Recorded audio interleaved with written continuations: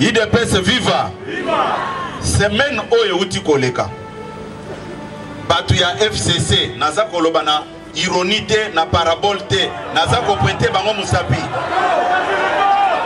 IDPS viva. IDPS viva. Batu ya FCC basali ba tourner à travers certains pays africains pour préparer un coup contre le chef de l'État. Mais basali yango na ndenge ya lukuta biso toko se laisser faire te naza koloba yango et puis nako yebisa bango mboko pe bakendeki po nako IDPS viva ope sangata na yebisa bino makambo na ye nango awa nakanisi makambo naza ko yebisa bino lelo na yebisi bino ke soki boza mibali na basi samedi. En tout cas, il faut mutunyon soye bake mboka oyo eza dirigé et pas mokonzi moko kombona Félix Tshisekedi. Nous n'avons pas de président avant de prendre une décision au nom de l'accord. Quel est cet accord là qui va marcher sur la constitution? Baza kolobe na makambo constitution, est-ce que bango batikala ko voter bango na mboka oyo? Est-ce que baza na leçon o bako pesa biso? Maboko nyonso etonda makila ya batu. Ils sont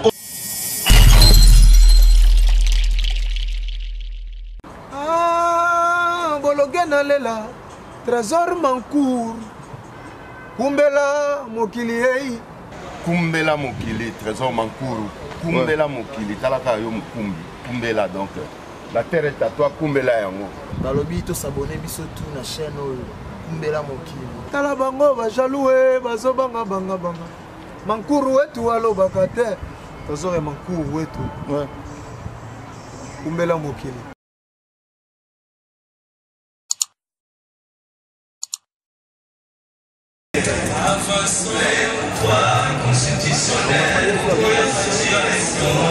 Calamité impossible.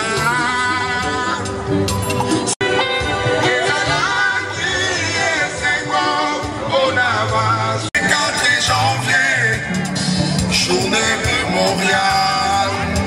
Via Banguna Basili, destin à Congo, Namabo Kwanza, pouvoir constituer. Le 24 janvier, Félix et Chilombo, Adieu Bississa, bilan largement positif. Malgré Kakiangolo, le 24, Fatima Don, Bongo et Bélé. Tia Salina, pouvoir.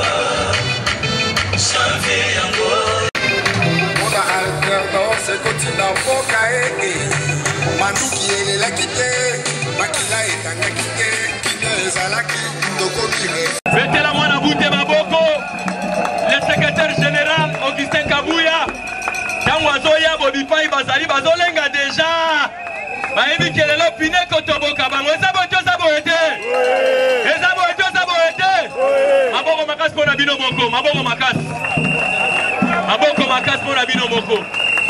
Merci beaucoup, monsieur le secrétaire général. Ok. IDPS viva.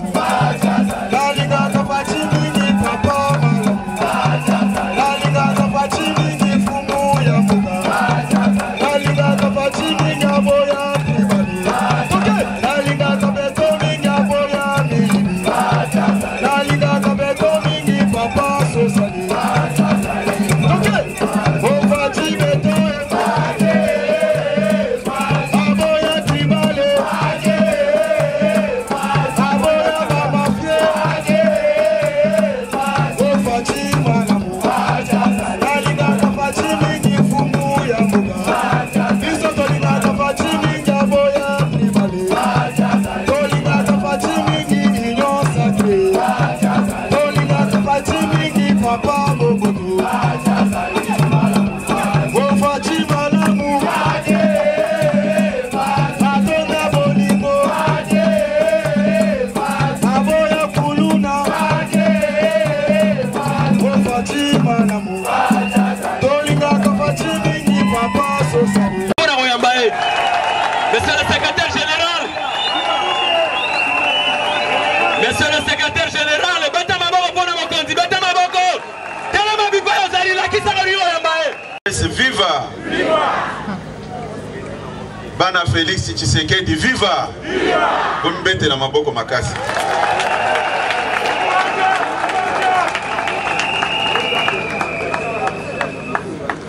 Très sûr que beaucoup répondre favorablement à l'invitation, quand bien même que Tosala Kiango, Nalombango, encore une fois, merci beaucoup parce que pour remplir permanence comme d'habitude. Makasi ya Mokonzamboka, avant Moutounyo Swaloba, mais Binonde boza kosa la fierté na force ya chef de l'État. Soki likambo moko ya mabe baza ko planifier contre ye, ba premier concerné ezalinde bino. Depuis un certain temps, ezana groupe ya ba individu moko boye. Baza ko sangana. Baza ko tambola na bamboka ebele. Pour planifier ma bé contre Mokonzi Mboka. Tu okani malam? Baza koko seleba makambu. Auprès même ya ba collègue naye président africain. IDPS viva. Esika Batouana. Baza kobosana. Après Liwa Etienne Tshisekedi Bamelaka ba champagne. Il ne s'attendait pas que Tozome la champagne lelo, lobby de personnes comme on a pouvoir et belé ba kende chômage. Et là qu'on a bengeli bino lelo, nazako ebisa bino yango. Pour nazako banga mutute, je me vois dans l'obligation de le dire. Tango tozalaki na opposition na bangaki bangote. Mais lelo o toza na signature, je vois très mal que ceux qui na ebi likambu na banga koloba yango. Buzoba ele kakate. Tokomi na moment oyo ya koyebisa na ba vérité en face. Et naza koloba boye.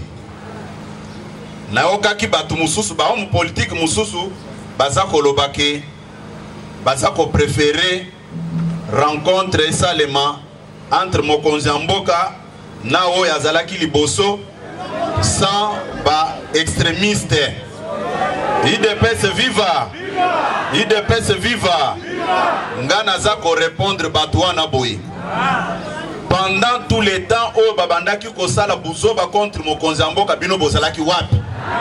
Vous êtes des corrompus et des hypocrites. Il faut avoir le courage de dire la vérité. Là, il faut dire la vérité. Aucun chef d'État au monde ne peut jamais tolérer des bêtises contre Mokonzi Mboka, Mwana Mboka Félix Tshisekedi. Aucun chef d'État. Mais pour des intérêts matériels, batu baza kosala hypocrisie et sika bakoki koloba bosolo. IDPS viva. Semaine oyo uti koleka. Batu ya FCC naza koloba na ironie te na parabole te naza ko pointer bango musapi. IDPS viva. IDPS viva. Batu ya FCC Basali va tourner à travers certains pays africains pour préparer un coup contre le chef de l'État. Mais Basali Yango na ndenge ya lukuta biso toko se laisser faire te naza koloba yango et puis na koyebisa bango mboko pe bakendeki Po nako IDPS viva. Bope sangata na yebisa bino makambo na ye nango awa. Et puis toko tirer conclusion na makambo wana. Tango tosalaki accord na bato ya FCC ezalaki refuge ya ko protéger ba criminel te. Bao babomaki Floribert Chebeya na Fidel Bazana, ils doivent répondre de leurs actes. Nous ne pouvons jamais blanchir les gens au nom d'un accord politique quelconque. Batouana Bazana ba famille na bango, Makila na bango sopanaki et les gens doivent répondre. Baoyo babomaki Arma Tungulu, ils doivent répondre de leurs actes. Bouzoba et les Kakate. Ba Oyo, Babomaki, Thérèse Kapangala, na Rossi Mukendi. Ils doivent répondre de leurs actes.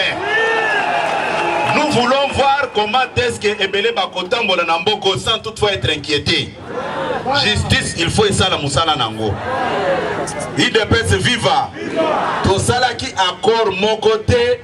Pour Nabatulelo, pas comme arrogant au moment où ils ont pillé ce pays pendant 18 ans. Bah comme on a bango et tangami na ba rapport rebellé, ils n'ont aucune leçon. Yakopesa Mokonziamboka. Semeno et Uti Koleka. Baké na Angola, je cite bien le pays. Mokonziamboka Félix Tshisekedi, Tango Edouard dos Santos azalaki na pouvoir. Batikala ko kutana na yete, batikala ko tisse ba lien ya banité te. Bangonde, bazalaki moindre problème, ba bengi Edouard na téléphone, bas yekore secourir bango militairement awa. Mais à notre grande surprise, voyage au Mokonziamboka ken Angola dernièrement, et na Congo Brazza. Président ya Malabo azalaki kuna. Ce qui est Bayo Kanaka na président, ex-président angolais. Problème ya Mokonziamboka Félix Tshisekedi Zawad. Ils se sont organisés pour aller tromper le président angolais Lorenzo, que non tel que vous êtes là, Félix Tshisekedi est en train de comploter contre vous. Mais ce qui bino bozana makasi, boya ko affronter biso au lieu de se cacher derrière un autre président africain. Yango naza koloba boy. Naza kolobango nazo lobango devant presse. Buzoba wana to tolérer yango mingi. Tolimbisi bino mingi. Et vous allez vous rendre compte que Buzoba obo bandai kosala. Tozalaki banyamate, on est en train de vous observer. Et peuple congolais bozo mona aza moumu na binote. Si vous pensez que demain vous allez retourner au pouvoir pour vous faire souffrir le peuple congolais, il faut oublier ça. FCC est un modèle en Afrique awa na maimatali gestion yamboka. Ils ont tué le pays, c'est connu de tout le monde. Mais ils ne se gênent pas, ils vous racontent des choses au débauchage. Qui débauche qui?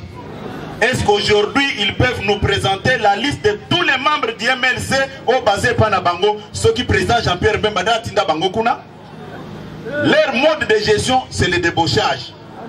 Batunion sur IDPS au Basa Kuna, Bisonde Totinda Bango. Les lots, Basa Kolobake, non, on est en train de débaucher les députés. Soyons sérieux. 13 parlementaires. Au Bassignac, une lettre à 52 pages. Nana débauché qui bango. Un député national, c'est un responsable politique. À un certain niveau, il va prendre conscience de la situation politique de son pays. Ça ne demande pas que quelqu'un vienne lui dire que non, voilà, il faut changer les camps. C'est faux et archi faux. Ils sont tous conscients de leur mégestion. Et les députés ne sont pas des gamins. Bazaba responsable. Vous ne pouvez pas réduire les députés à un montant de $7 000. Ça, c'est insulter même ces députés-là. ba député baza bato baza komo na situation mboka ndenge zo kende mabe. Vous voulez retourner au pouvoir, mais il faut présenter un bilan. Assassinat ebele, bobomi batu, bosali ba crime ebele, crime économique, ba kombo na bino eza kotanga ma partout na ndenge bopiye mboka oyo. Lelo, vous vous organisez avec les ministres des Finances pour abimisa mbongo te, pour dresser l'armée, la police et les fonctionnaires contre les chefs de l'État. Mais naza koyebisa bino boye. Lokola bameki makambo wana, nous sommes prêts pour répondre. IDPS viva, nous allons répondre et certains d'entre eux vont prendre le chemin de l'exil. Nous n'allons pas nous laisser faire.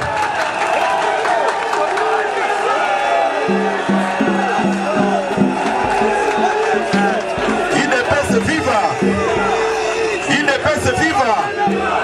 Naza koloba boye, naza koloba ngo pona ko sepelisa batu te. Na lobi kendenge ba poni fo wana. Sans se rendre compte que sans IDPS, balinga va subir sort ya ba moubutiste les 17 mai. Mais ndenge ba poni fo wana, nous sommes prêts puisque nous sommes habitués à ça. Et belé ba ko kendezela exil, ba koye ba kebiso ne doit ko protéger bango.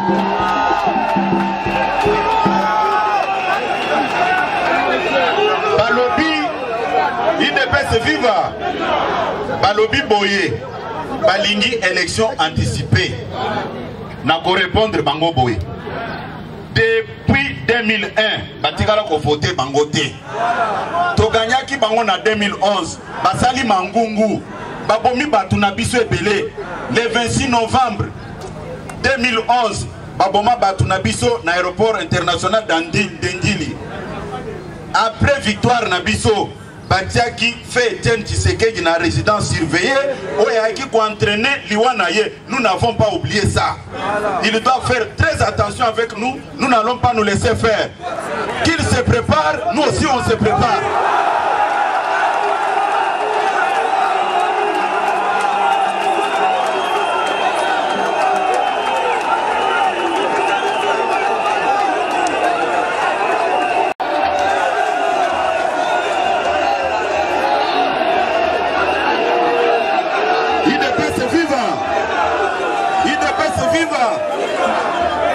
Koloba boye, Bouzoba et les Kakate, ils ne sont pas différents de tous les Mobutistes Oyo Bakendaki exil en 1997.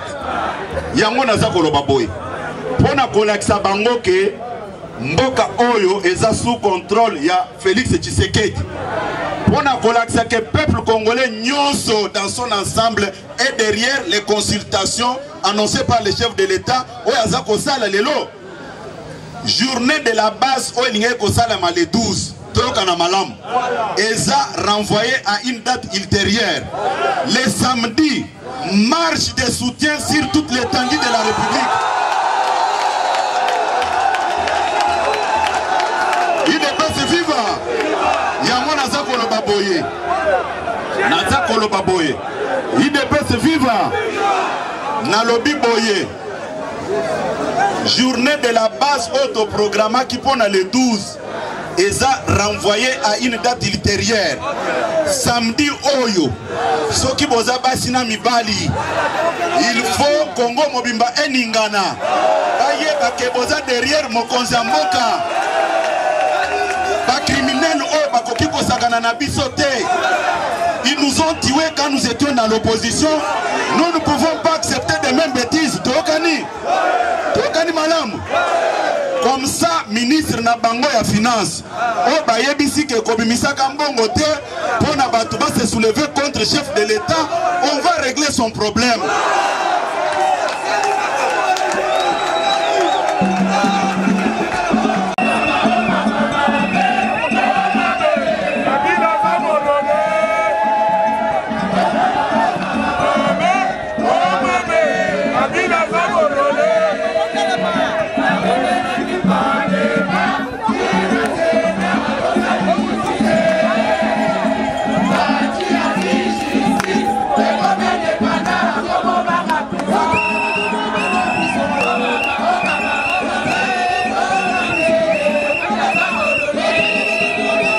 ba sous-estima ki biso na raisonnement na ba analyse o baza ko sala.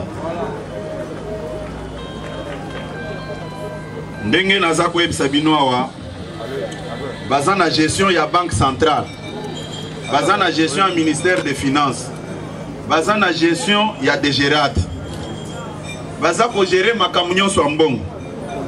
Mais baza ko kosa batu ke non ceux qui bazo futa bino te eza mokonzi mboka nda aza ko boya. Nyonso wana baza ko sala ba réunion ngo na bandeko na biso ya basoda ba policier, mais basoda na ba policier baza ba umbu na bino te. Ceux qui lelo militaire na policier bazui valeur c'est avec le régime Félix Tshisekedi. La preuve en est que une fois arrivé au pouvoir, nous n'avons pas cherché à amener d'autres militaires et d'autres policiers pour sécuriser le pays. C'est un grand message. Au bisoto laksa kibino que l'armée, la police, au bango bamanda ko diriger ezaki basé sur le tribalisme et loko e créa qui méfiance na kati armée na la police. Avec l'arrivée de Félix Tshisekedi, nous n'avons pas voulu mettre qui que ce soit à côté. Nous avons travaillé avec tout le monde. La preuve en est que l'actuel chef d'état-major est Zao Bisoto Koutaki. Actuel commandant de la ville de Kinshasa, na compte la police, Ezaka Bisoto Koutaki. Inspecteur général à la police, Ezaka Bisoto Koutaki. Nous n'avons pas cherché ailleurs si ce n'est que qu'on travaille na Batouana, qu'on pèse à Bango Valère. Bobete la Mokonzamboka Maboko Makasi. Nakanisi makamunaza kwa yebisa bino lelo. Na yebisi bino ke soki boza mibali na basi. Samedi, en tout cas, il faut mutunyon soye bake mboka oyo eza dirigé et pas Mokonzi Moko Kombo na Félix Tshisekedi. Nous n'avons pas de président avant de prendre une décision au nom de l'accord. Quel est cet accord-là qui va marcher sur la Constitution? Baza kolobe na makambo Constitution, est-ce que bango batikala ko voter bango na mboka oyo? Est-ce que baza na leçon o bako pesa biso? Maboko nyonso etonda makila ya batu. Ils sont conscients de ça. Ils n'ont aucune leçon ya ko pesa mokonza mboka. Yango tolobi boye. Nous sommes prêts maintenant pour les affronter de n'importe quelle manière. Toyokani malam. Mutabangi sabinote. Toyokani. Pona lelo tosuki wana nzambe apambola bino. Affrontement frontal. Parce que des fois quand on pardonne les gens, ils pensent que nous sommes faibles. Maintenant la guerre est déclenchée. Leur chef avait parlé qu'elle parle de la résistance et non de la guerre, mais nous parlons de la guerre. C'est-à-dire l'affrontement en face et frontal. Mais deux ministres vont voyager, se sentir que vous allez bloquer, des chefs de l'État à commis dictateur. Comment ministre ce sont des irresponsables, des gens moins intelligents. Comment vous direz, ils savent bien qu'il y a un règlement qui les lie, l'ordonnance du président. Avant qu'un ministre voyage, il doit signaler. Mais comme ils se prennent comme des chefs dans ce pays, ils avaient pris l'initiative de voyager seuls. Ils ont voyagé. C'est pour qu'ils sachent que dans ce pays, il y a un chef et un seul chef. Qu'ils voyagent alors. Deux ministres qui sont en mission. Ordre de la mission signé par le Premier ministre. Comment est-ce que vous allez bloquer dans l'aéroport, dans le service, il y a des gemmes. Comme dictateur. On va comprendre la politique. Politique, si on comprend, il faut autant de signes de temps. Si n'était ni Golobani, tant que mon konzamboka lobby qui a consulté, mais si on a besoin de la consultation, il y a des voyageurs au Kenya. N'est-ce pas bazar dans la permission en bloc de bazo et baté. Tous c'est le nouveau gouvernement qui outa na union sacrée. Bango bazo c'est l'année remise et reprise. Alors bazo n'va pas ne voit plus que la nil. Bon, mais si on a besoin de la cité, il y a eu palais de la nation. Mais pas mon konzamboka a dans la mosala nae. Donc il y a l'autre bande ko baza ko sala baza ko ignorer makambo ebele. Alors ignorance c'est na bango. Et donc par là je vais dire que Bandeko Batanga est belé, mais politique va être noté. Si vous êtes en face, il y a moi oyo à Botama qui n'a pas politique, à Koli n'a pas politique, à Liaka politique, à Lataka politique, à Melaka politique. Il y a un moment de Bazan, déjà démissionnaire, mais en bloc. Tout le monde est souka. tomoni marche oyo secrétaire général auti ko décréter a décrété yango avec hargne avec distraction ozomona te que marche wana pesi yango na kanda peut-être qu'il y aura des casses ou bien ils auront vraiment marche pacifique. Non, l'UDP c'est un parti politique non violent. Ne vous inquiétez pas de ce côté. Donc ça la marche na biso tranquillement pour relaxer dans le monde entier que Félix Tshisekedi a le peuple avec lui. Initiative à ça la batu balingi yango. Kutu batu monsieur so présent yambaki. Babimi na kanda. Na nini nekosoni mukwege. Alobi il faut rapport mapinge sali mabatu basali mabeba kanga bango. Est-ce que mo connait bon alobi yango. C'est pour du peuple qu'on les mutna na kone place ya fandi. Ali comment la batu na mi souté. Président Félix Ndalingaki alembisa yi batu muté mabité baza bande kona biso. Tango musu ba kobongo na metomoni ba kobongo makate. De pona bango il faut pas luka pasteur moko ya makasi pona défense à bande FC. Non, il faut d'abord pour retenir là nous que marche oyo secrétaire Kabuya a été lancé. La marche à candidater. La marche à réveiller Congolais qui battent les mains. Tout ça la marche pour soutenir mon Mozamboka. Vous savez, marche sur tout ça la marche à candidater. Marche la mission appelle il y a pas piège il au casser le va doter. Mission da parti oyo zaka. Oyo casser le va doter que la marche tout ça. Batanga muana batina na bango boya wasana nini. Boya ko confliter biso. Mais marche il y a samedi za lisu ko la lisu. Ceux qui doivent bien le éviter de se limiter à nous. Il y a moins la profiter d'occasion. Il y a lancé un message partout. Bandegonion sur la province. Bandegonion sur le téléma. Samedi, et la marche pacifique, marche à repiété, marche à casser le roi à tout. Donc là, pembe. Pembe la Kissinini. Et la Kissi, que Félix est un bon pembe. À Yibate, à Bomate, à Pierre le roi à Moutouté. Il y a moins de soutenir rien. Parce que tout le monde, Félix, la semaine Azana, population, oh, il est soutenir rien. Ma personne, merci.